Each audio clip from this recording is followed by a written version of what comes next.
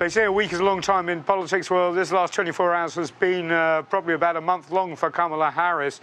Quite amazing scenes this morning as she was at the White House while her boss, Joe Biden, who's just stepped aside, recovering from COVID at his Delaware beach home. And in a pre-prepared event, she took time out to pay tribute to her boss. And of course, someone has stepped down and endorsed her for what was his candidacy 24 hours ago.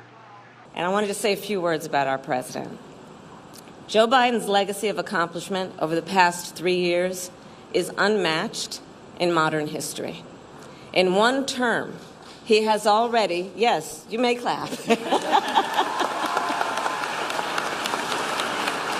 Since then, it's been a flurry of activity for Kamala Harris. She has been on the phone, we understand, for 10 hours, over 100 phone calls on Sunday into Monday alone. And she really has got a huge amount of endorsements, especially from those who were tipped to be the nominee if Joe Biden steps aside. We're talking about the governors of California, the governors of Michigan, Pennsylvania, Kentucky, elsewhere.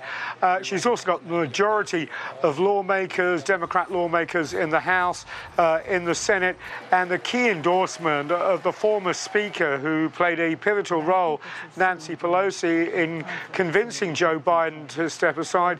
Of course, people are important when you're chasing delegates in a convention that is about a month away in Chicago. And if she hasn't wrapped them up by now, I mean, she really has got the majority, it looks like, in her pocket. Someone could still challenge her, but she's also been on the phone for money as well. Around $50 million raised in the first 24 hours since Joe Biden stepped aside. She'll probably have access to the Biden-Harris campaign coffers as well. That a challenger would not have that.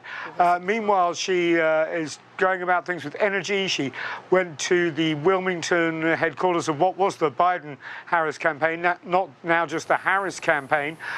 She, of course, will be looking for a vice presidential candidate as well. All the meantime, the Trump campaign are working out how to react. Remember, they were up in the polls. They thought they were going to run against an aging Joe Biden. They're almost like the dog has caught the car after criticizing his age for so long. They're actually calling him to stepping down from the presidency. So they are coming out after her. They've already cut ads. They're already criticizing her, accusing her of a cover-up when it comes to Joe Biden's health.